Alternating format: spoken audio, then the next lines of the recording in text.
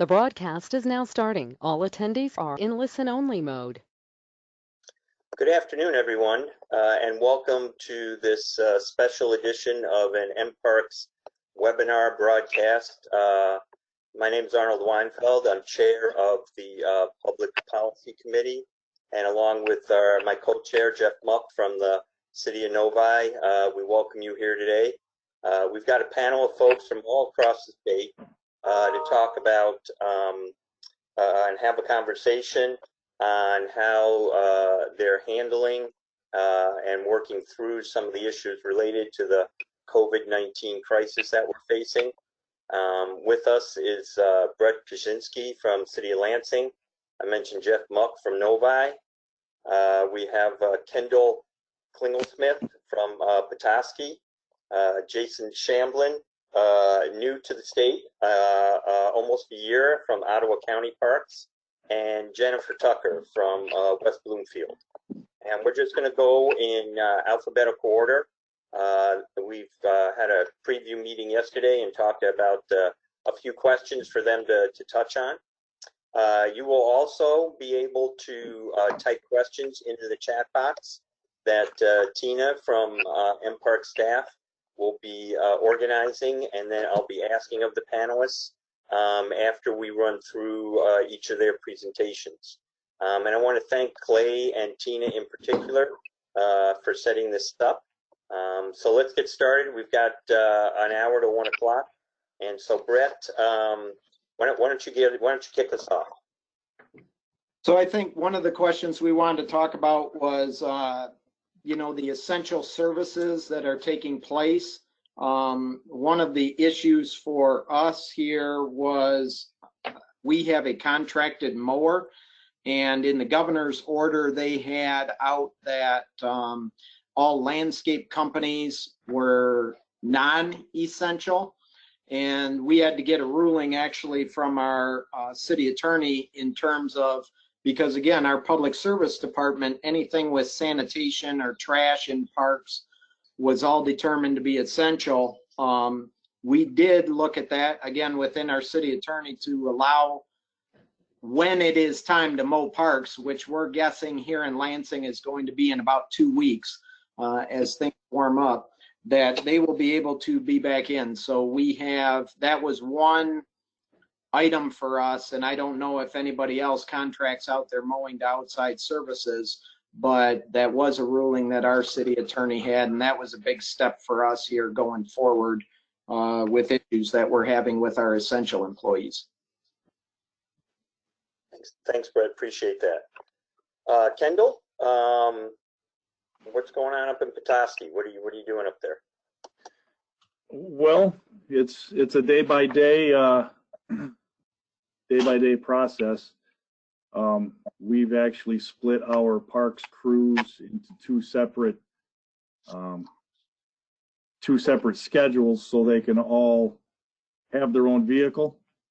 We are being very conscious about what we are doing in the eyes of the public. Primarily, what we have going on is rather large disinfectant tasks, and certainly keeping control of the garbage and of the dog bags and anything that we can put into the public health component of the executive order. That's our focus right now. We're a couple of weeks behind from a weather standpoint than Brett is, so we haven't had the discussion regarding lawn maintenance yet. But I know that the public is a little bit on edge with the eyes that are out there, so we don't want to have the public perception that we are violating anything. So right now we're primarily focused on the public health and the critical infrastructure, making those aspects of our job safe for the public. Because now the weather's starting to turn. There's a lot of people now that are out. We're having a lot of the seasonal homes now being occupied, which we're trying to discourage. But we can only do so much. So that's where we are right now. Thanks, Kendall. Jeff? Yeah, so we have tried to stay very consistent with our message about we will continue to follow any mandates put out by the county, the state, or the feds. Oakland County was I think one of the first counties to come out with the closed playgrounds mandate. So that is when we closed our playgrounds down. But our message has also been the safe distancing. We have not and don't plan to put out any additional amenities such as ramping up our trash cans, our picnic tables, park benches. Those are going to stay basically in storage or not placed until at least the end of April. And for those of you in the Southeast Michigan area, SEMCOG has put out some nice guidelines that they want us to share with our communities regarding social distancing, not touching hard surfaces and things like that. So while we're not encouraging people to necessarily get out into the parks, it is allowable, and as long as they follow the safe guidelines. Okay. Jason, why don't you take a moment to introduce yourself to the group as well? Hi there. I'm new to Michigan and West Michigan specifically, born and raised in Ohio, so I'm glad to be up here. IO. So we have really glad that the governor allowed us to maintain the parks and keep them open for the public as essential service. Our challenge right now, we've closed restrooms, playgrounds, and kept all of our other facilities closed. We're reducing the number of trash cans that we have in the parks, so practicing pack in and pack out. And then we've been working closely with our county EMA and the county health department on coordinated messaging. Our biggest challenges as the weather turns nice is overcrowding. So we've been working with the sheriff's office on enforcing no parking, getting more signage up, planning on some of our lakeshore parks that we know will be heavily visited as soon as it warms up a little bit, limiting the number of parking spots in some of those parks, just really working on trying to reduce the overcrowding or the potential for overcrowding. And then we'll be working on a video trying to give examples of that and encourage folks to visit some of our open spaces and natural areas that are less heavily used, and just remind people of what the resources are out there. Hey, thanks, Jason, and welcome. Jen? So in West Bloomfield, we have a little bit of a different situation. We are actually an independent entity from the township, but work very closely with them. We have our own millages and also our own tax ID. So we really make those, we have an elected board, and so we make those decisions independent of the township, but also want to create, because let's face it, 9/10 of the time, folks don't know who is associated with who. So we just want to make sure that they know it is consistent in that they get a similar message or different. We push it out through our same entity. The one thing too that the township is really great at is they have a EOC, which is an emergency operations center. And I work with them. I am the health and wellness coordinator for that situation. And basically what it is all day long, they man a center it's actually at our fire hall. And it is the go-to. Our fire chief, Greg Flynn, has done a fantastic job of mobilizing a lot of efforts to get basically everyone organized. And so I'm on those calls every morning, even though I don't answer to our township board. We have enough resources that it is necessary that we all kind of work together. In West Bloomfield, what we did, we were one of the first to close right behind Sterling Heights. Sent everyone home as of the 18th, which was a little bit frantic, but I felt pretty strongly that we needed to keep our people safe. So we are now in the crux of getting work plans together because we just don't know how long this is going to last. We have closed our tennis, skate park, our dog park, and it's not because out of fear of what can happen. We actually monitored those facilities and saw people not adhering to social distancing to the point where it made us concerned. So we have closed those facilities. Next is probably going to be basketball courts, but we didn't make any rash decisions.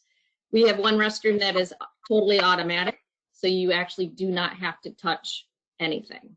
And I won't go into that. But anyway, so we left that open to as long as we felt it was comfortable. And then after playgrounds closed, we knew it was time. So in Oakland County, that was a mandate that playgrounds closed. So we follow that mandate of the county executive. So I'm sure there's much more that I'm not telling you, but I'd be glad to answer your questions. So as folks all know, the governor held a press conference earlier this morning. She has ordered schools closed for the remainder of the school year. She has also put forth an order that would give her 70 more days to issue whatever needs to be issued, whether it's social distancing. As of right now, the legislature is planning coming in, or at least they've been called to come in on Tuesday, as there are several in the legislature, including publicly the Senate Majority Leader, Mike Shirkey from the Jackson area, who believes the 70 days is far too long. The governor has implored them not to come in, that the new order is good for the next 28 days, so that they really don't have to come in for 28 days, which would be somewhere around the end of April. And the legislature was scheduled to take a break, as you know, for the next couple of weeks here for Easter. So we will see what happens over the next few days. But that said, schools are now closed for sure. So anyone comment, and I'm going to give Tina time here. We do have some questions coming in, but I'm going to give Tina some time to compile those and put those together before we get to those. But now that schools are closed for the remainder of the year, any thoughts on programming? How far out have you already canceled programming?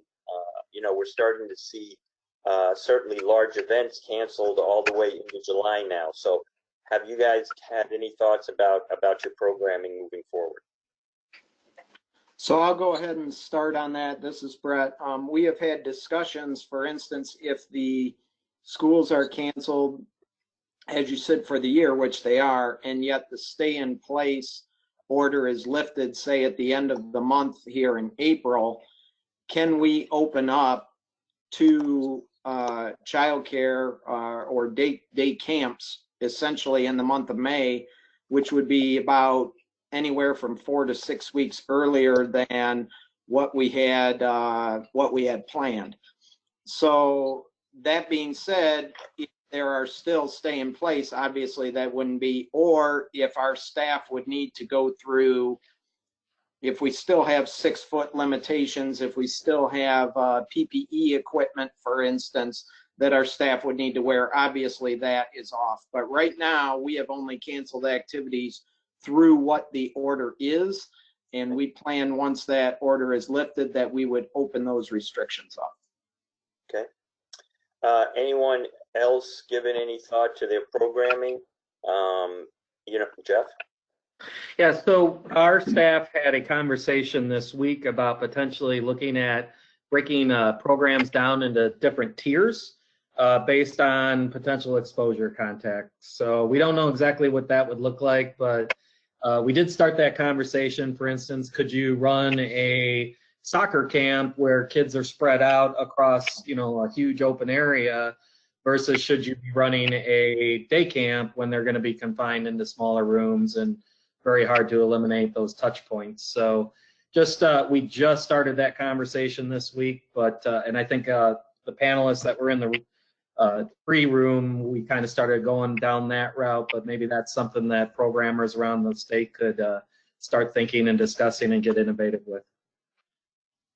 Well, and I think there's to Brett's point, until we get some direction what's going to happen at the end of the month, there still may be some opportunities for modified programming. You know, if it's day camp, if it's soccer, if it's little league or t-ball or lacrosse or whatever it is. I mean, I don't anticipate the numbers being through the roof. I expect that if there is programming, it's likely going to be a large percentage, or rather a whole lot less than what we're used to. So we may have to modify if we indeed offer, let's say soccer. It may be a small-sided game. It may just be smaller, you know, fewer kids on the team. It may be more locations. But until we get some direction, I know our stance is we're just going to hold out until we have an idea of what type of derivatives are going to be mandated down from the governor. So a few questions have come in, and Jennifer, I think you noticed this about your restrooms. Have you Yes. all closed your public restrooms? Are all your restrooms closed? Pretty No. much? No. No. Brett? We have, and we have also put out our porta-johns, which we always put out in April. So we have had those out, but any of our running water restrooms, we're normally in this period right now where we're turning that water on and getting those opened up. While we are turning the water on, we are not opening the public restrooms. So porta-johns would be the only thing in line. Anybody else using porta-johns? We do in West Bloomfield also. Okay. And in Ottawa County, when we closed our restrooms and our pit toilets, we in our most heavily used parks, we tried to order restrooms or the portalettes, and then just rely on those companies to clean and maintain them. Going back to the question about programming, we started doing web videos, our naturalists out. So we've had some backyard birding, a woodcock walk, and then we're working on wildflower walks. So we're trying to still get folks engaged with nature and similar types of programming, just virtual. Okay. To a couple of the questions, then that was one of them about the restrooms. Got a note here that you know, Independence Township has now closed its parks. We've seen, I think, at least one state park that they've closed because too many people were congregating. Have any of you on the panel given any thought or heard any thought from your local township or county administrators or city administrators or elected officials about closing the parks totally? Any concerns out there?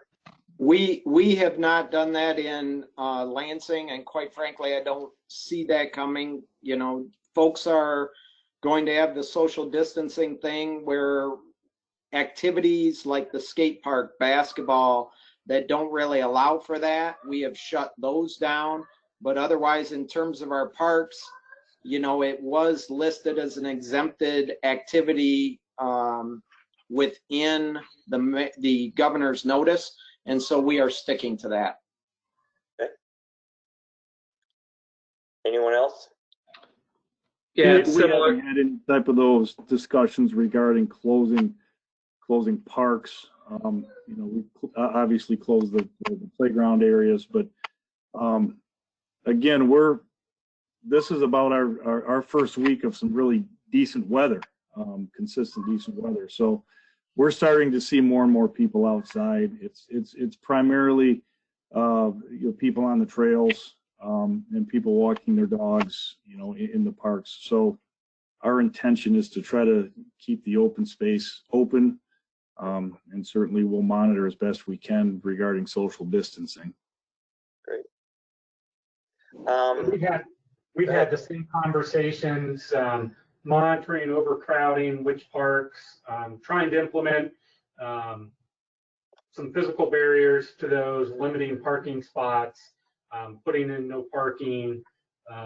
If we didn't have overflow parking, we feel like most of our parks are adequate to handle the number of people who could park there, as long as they were smart and took into account the social distancing. But we know as the temperatures hit the 70s next week, we'll have to monitor that. And we've been telling people if there are issues with overcrowding, we would have to close certain parks, not all of them. But, so it is a possibility.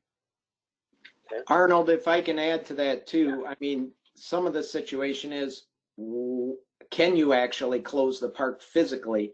Most of ours, we're just simply not able to shut the whole park off. You can sign it, and it's just like the governor's order. I mean, people are hearing and know about the social distancing, and it's what they choose to do.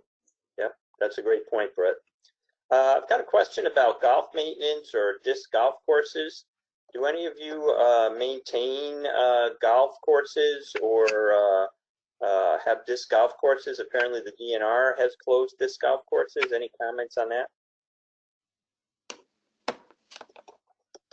I'll go ahead and We start. have a disc golf course. Go ahead, Kendall. Yes, excuse me. We have a disc golf course, but we wouldn't have any way to restrict access to it. Right. So. Arnold, if I may, we don't have disc golf course or golf, but we have seen, and it's the strangest thing, an influx of Frisbee. But people are wearing surgical gloves while they're playing Frisbee, which I thought was genius, but you know, that is a possibility. Yeah. Yeah. What about any of you operate pools that you're thinking might stay closed? Or Brett, I know you've got a few pools, don't you? We do, and in talking with our regional group here, there is some talk of possibilities of not opening pools this year. We are not looking at that here in Lansing. Again, all of our guidelines we are taking. When Jen mentioned emergency management, us for a pandemic situation, ours is the county health director. And so obviously those pools we get permits for through the health department, and that would be something that we would seek their guidance on if they see the need for those closed too. And we don't open those up here until, well, until school was out, but now school's out. So June is normally when we open those up. Yeah, the warmer, once not just school, but certainly the warmer weather. And what about splash pads? Anybody have any thoughts on splash pads? I'm guessing if you have them, you might consider that the same way, checking in with the county health department. We have a splash pad that's actually currently under construction. Okay. We actually had to stop construction because it's not deemed an essential construction project, which is understandable. But we are looking at now, it's slim to none that we're actually going to see patrons at that splash pad. Okay. So it sounds like in terms of pools or splash pads, the best bet is to check back with the county health department, with your local health department, and or we might see an order quite possibly from the state on that as the weather gets warmer. What about campgrounds? Anyone have campgrounds? You're thinking in the same way? Ottawa County, do you have campgrounds there, Jason? We don't have a campground. We do have a marina. And we've been watching what DNR has been doing. They've delayed their opening. We're slated to open our seasonal slips mid-April, so we'll see if the stay home, stay safe gets extended. And then we're trying to plan on operations for our marinas and our beach parks. So we do charge motor vehicle permits for our beach parks starting Memorial Day. So we're trying to come up with plans, still interviewing staff. Most of those folks who man those are all college students, staff. So we're still planning and moving forward like we'll open and then see how everything plays out. Yeah, you've got a really nice one actually in Ottawa County that I've been to over the years with my family. North Beach, I think it's called. Great spot, great family spot there. Not as crowded as Grand Haven to the south, and yeah, it'll be interesting to see how that happens. So, so with some of these things, obviously, whether it's pools and splash pads, campgrounds, golf courses, people are starting to wonder now as the weather starts to break. How these things will be handled.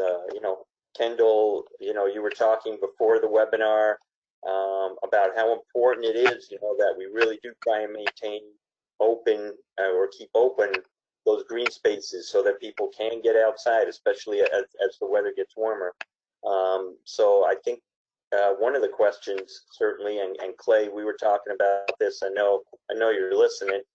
We were talking about this before we got started. Was getting some conversation going with folks at the state level to start them thinking about when things hopefully start to loosen up here as we move into the summer months. Hopefully flattening out that curve and seeing less infection and tragically also less deaths. How are local parks supposed to be handling things like the golf courses, the campgrounds, and especially the day camps, because that seems to be the question of this particular webinar. Lots of people asking about the day camp issue and summer camps, and I get the feeling from all of you that that's kind of a wait and see piece. But along with that, what about the seasonal employment? Are you putting out any kind of a word on seasonal employment, and trying to have people in place in order to run camps or pools or whatever it might be? Any thoughts on seasonal employment, Jeff? Yeah, so if I want to jump back in on the day camp question, because I had the conversation with Clay before we got on the line this morning, and I don't think he has the ability to call in here, but he has reached out to the Department of Health and Human Services in regards to that, and on behalf of our membership to let them know we're going to need some direction. We're going to really want that guidance from day camp licensing. So more to come, I think, from mParks on that, but Clay is on top of that. As far as the seasonals, I think one of the big things is going back to the pools and the beaches is, are we even going to be able to fill those spots? We've been advertising for lifeguards for our beach since December and not had one single applicant. And now you have all of your lifeguard training courses are shut down, your recertification courses are shut down, and then just flat out, are parents even going to want a 18 or a 19-year-old to come out and be in these groups and be on the beaches or at the splash pads? So don't have an answer for it, but just something to consider, that I think we've had issues with lifeguard staffing in the past. I think it's probably going to be just even worse now. Yep. Brett? We have talked about, obviously, we've had a seasonal shortage, meaning not only with our parks seasonals and maintenance seasonals, but also with our camp staff. And we are using this opportunity to make sure that our postings get out there. We know there's a lot of people at home. We know there's a lot more people that are looking for employment now. So I think it's important to try and onboard some of those folks. Maybe they're teachers that are done for the year now, or teachers' aides that really were looking for employment here. And we're trying to get in on that for all of our summer needs. We know that we are going to need the park maintenance folks because the parks are, from all indications, look like they are going to be remaining open and more active than ever before. So we're really trying to double down on hiring right now. Jen? We've actually already started that process in hiring. A lot of our folks for camps are already been kind of figured out. I mean, a lot of our key players we already have those folks in place. Now the conversation is, where do we shift them if this if camps don't happen the way that, because obviously with quality staff, you want to, continue to give them a job. But at this point, it looks like it is a crystal ball at this point. You just don't know. Yeah. What about what can mParks be doing now to help? What would you guys like mParks to do? And Jason, I'd like to give you, I'd like to have you think about that a little bit. Coming from another state, it's always helpful to have someone bring in some, new and different views and ideas. So, as we answer that, I'd like to hear from you in particular what you think the association can be doing right now to get members set up and be best for success over the coming weeks and months. Well, I think being the clearinghouse for a lot of these questions, for day camps or staffing, really being that clearinghouse resource for the professionals all over the state in what other organizations are doing, getting member surveys out, trying to have that information up there, especially as things continue to evolve and change. It's great to have this network of folks who can share information and make sure we're all working together, trying to share the same message. Yep. Okay, great. Anyone else? You guys have been, Jeff? Yeah, so this is the second webinar we've put on basically since this crisis came down between public policy and directors. I would really challenge other members of the mParks leadership team. We need our other committees to maybe start these kind of things at the programming level, the trails level, get the parks maintenance level, start getting some more personal discussions going. I know those are probably happening, offline, but I think it would be good for mParks and some of the other leadership to facilitate some of these other conversations. As you can see, we're directors, but we don't have all the answers. So the more people talking about this and planning, the better. Mm-hmm. I think that there's, first of all, kudos to mParks. I feel that the information that mParks is putting out is timely. And public policy committee right now is the committee I think a lot of people are looking at to make some sense of what's going on. So I think that mParks needs to continue to stay on the course that it's started. But to Jeff's point, there's a lot of unanswered questions. There's a lot of discussion. Different parts of the state are operating, have different standards, different issues. So we need to continue to have this conversation on a regular basis, if it's with different committees, or if it's an organization as a whole. So continue to reach out to mParks, continue to ask questions, continue to pick up the phone and call your colleagues, because we're all, it's the cliche right now, we're all in this together, but I mean, there's a lot of truth to that. So we all need to be asking these questions and coming up with some solutions and coming up with some directions. So again, great job mParks and mParks staff, but membership needs to continue to be engaged as well. And from a director's standpoint, we will do everything in our power to make sure that the message coming out is accurate and challenging.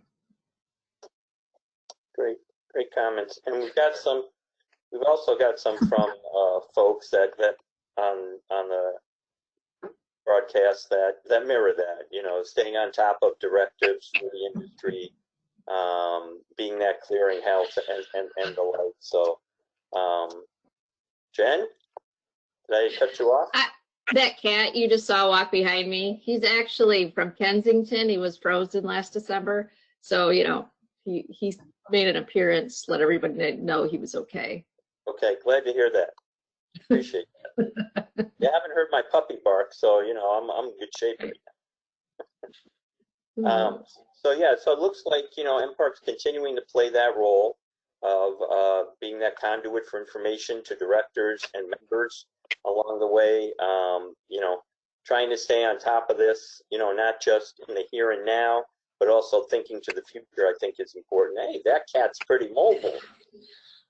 That cat was frozen? It was. Yeah, my husband found it last year. So Wow. it's Mochi. Okay. Yeah. Well, good for him or her to be with us today, rather than a mantelpiece in your house. Right. But yeah, so mParks continuing to play that role that it has in the past. But you know, I think it's important too that as Kendall noted, you know, other committees, you know, maybe can arrange for these types of discussions within their own groups as well moving forward. Anyone else have any comments or words of wisdom? Arnold, Who asked that question? Why isn't Arnold's puppy a more substantial feature of this webinar?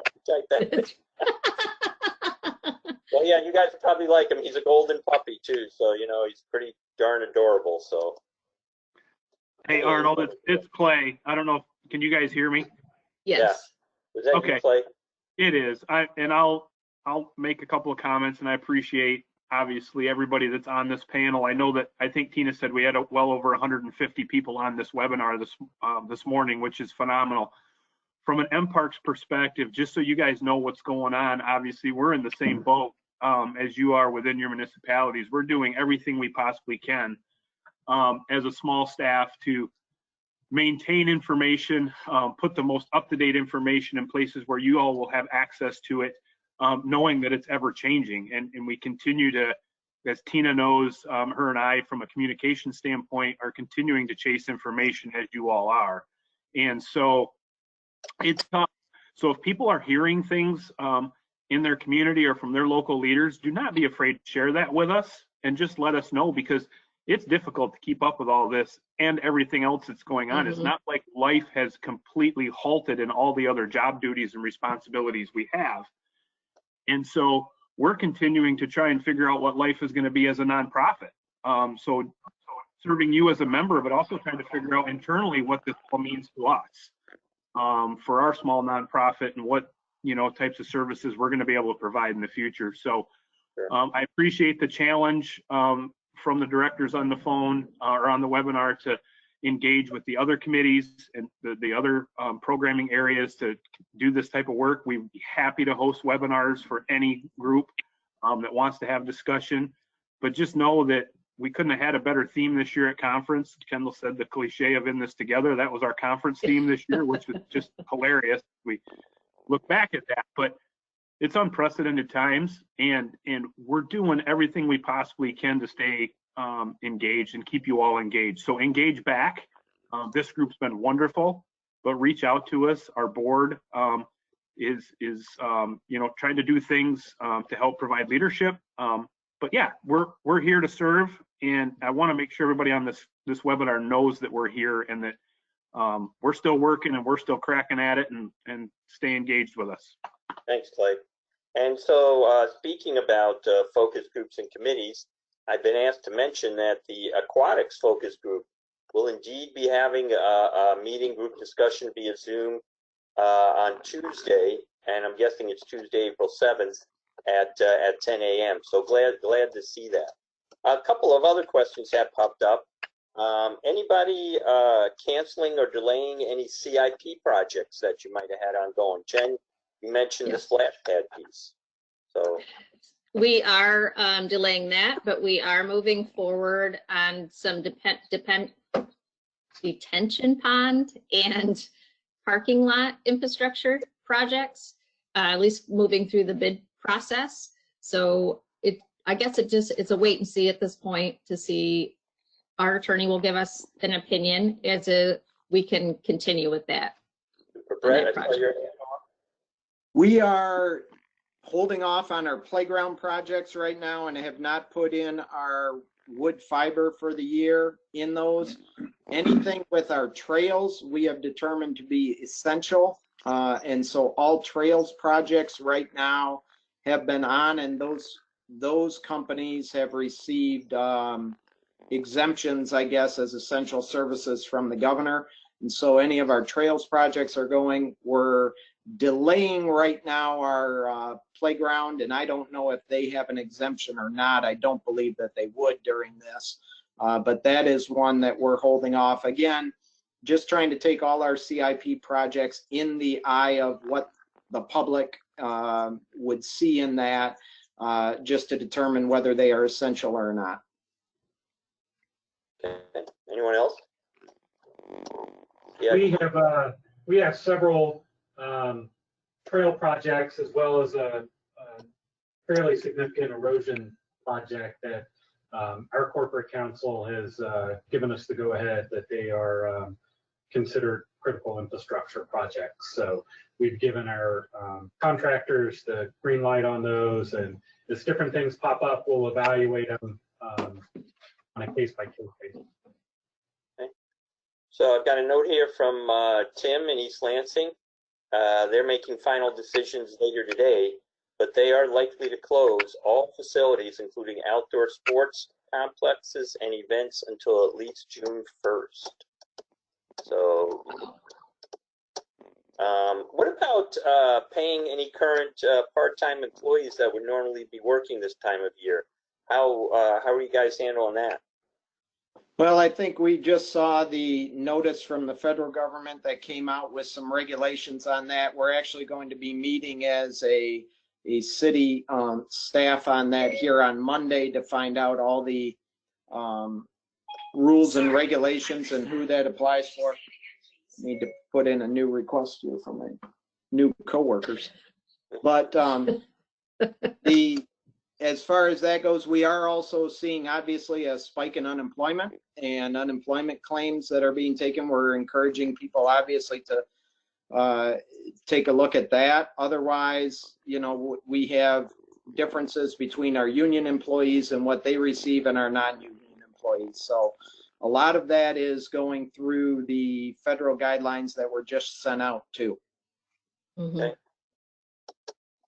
Yeah, and that's, you know, that's a good point. It gets back to the piece on the pools and the splash pads. You know, there's probably guidelines either from, you know, county, state, or federal levels that we'll be seeing over the course of weeks, especially as the warmer weather gets here with those issues, but certainly on employment issues as well. No doubt we'll have some guidelines there. Any other further comments from folks on the panel? I think I've covered most, if not all, of the questions that I had in front of me. Jen? Yeah, I guess in all of this, we have to take some lessons out of this, and there's always something to learn, I believe. I don't know if anyone else has this pit in their stomach every time you're told you're not an essential service. Well, guess what? We're essential now. And I think that this is the time to capitalize on that. I know that our township needs us. I know that our residents need us. And I think that if we come out of this as leaders, as, you know, in this time of need, I've gotten so many people that have personally sent me texts, oh my gosh, your trail saved my life today, because I couldn't stand it in one more minute in the house. Things like that, that's how we touch the community, and that is how we continue to be an essential service. When they came out with that, I did a little happy dance, because that is one of my pet peeves as long as I lived. Parks are so essential to people's well-being, and we got to continue that. So I think we need to ride this momentum and come out as the shining star. And I know in West Bloomfield, we've definitely made ourselves present, and I would encourage everyone else to do the same.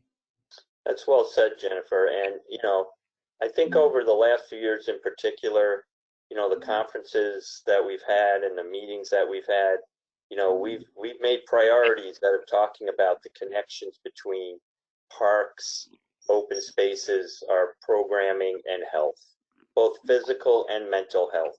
And I don't think there's any question right now that parks and you all that run them are so essential to helping keep our sanity. You know, especially as this weather warms up. Finally got a sunny day here in Lansing. Yahoo! I'm going to be outside later today working in my yard. But you know, there's just no question. I see people all over my neighborhood walking, riding bikes now. And so our spaces are going to be so vital to people's well-being over the next several weeks as we ride this out. So well said. And I think what we're learning is perhaps some of our best practices haven't been best practices in terms of disinfecting vehicles, surfaces, buildings, and, you know, the areas that staff works. You know, I refer to our parks office as a frat house because there was, you know, food dishes and pizza boxes and everything. You know, now's the time that we take a look at that and go, all right, well, you know, we're going to focus inward a little bit and make sure that the areas that we occupy are scheduled to be disinfected and cleaned. And so we're trying to get some positive out of this to when the dust does settle, that we approach our daily you know, our daily tasks a little bit more efficiently when it comes to staff and internal health. So I've been asked to announce that anyone with a BIBA, is that how you pronounce it, play structure? BIBA, they are offering a free service to monitor and notify you if someone is on the play structure. That's a little scary, but that's out there. So appreciate, you know, Jennifer, I appreciate what you said, because certainly someone has mentioned on the question box here, you know, how are we making Parks and Rec an essential service during this time? And, you know, what elements and functions do you see that makes it essential? So again, you know, as is noted, there's a paradox right now of us all being in an industry that's built on bringing people together in an era of social distancing. But, you know, I think that we can handle that. Brett? You're muted somehow. There? There you go. Yes. Okay. Sorry about that. I just wanted to comment. I think, and I don't have her order right in front of me, but the order from the governor listing exempted things. This was number one thing listed. It was. You know, Yes. so I think that is an awesome statement in and of itself. That Yes. is the number one thing that was listed was parks and hiking and all of the recreational activities. Yeah, and I think even more so, like I said, is the weather hopefully takes a turn for the better here as we move through the spring. For sure it will. We know it will. You know, there are people that are going to want to get out into those spaces. So those trails, those open spaces are going to be even more important. So it is our time to shine, as Jennifer noted. And even when this is all done, it's even more of a time for us to continue to make the case to our local policymakers, our state and federal policymakers, about the importance of the work that we do and the need for their support over the course of time as well. So, and we might find, you know, residents actually, you know, also being more supportive as well in terms of the needs that we have. So, anything Arnold? else from the panelists?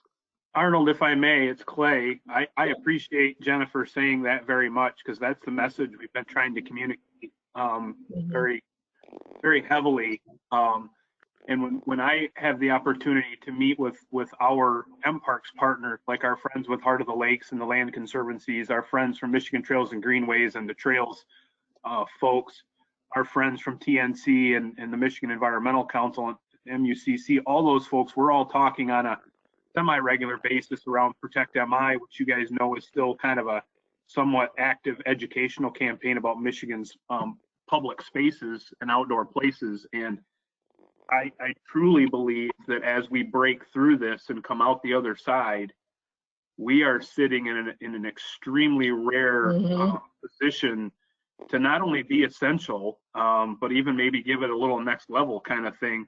Because I think the people you're seeing in your parks are probably a majority typical park users that were using your systems before this happened. There are people, we're seeing all kinds of social media activity going, did you know this place was available? Did you know this trail was out here? Did you know that a state park pass is only $12? We're starting to really do that. And Jeff and I were talking before the call. If we do a good job as communities of capturing these stories, and really putting this out there, boy, I tell you what, we're sitting as a not only a state but as a country in a really cool place as it relates to parks and outdoor land. And Arnold, you're right, including people like Brad Garman with the Outdoor Recreation Advisory Council and the industry, quote unquote industry partners. It's just, there's never been a better time.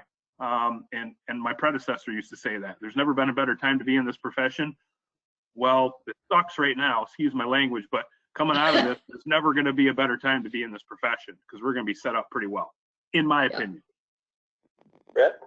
Yeah, I would add to that. I think you see the density issues, for instance, in New York and New York City, and how blessed we are here in Michigan. It's always asked, well, why do you need to acquisition more parkland?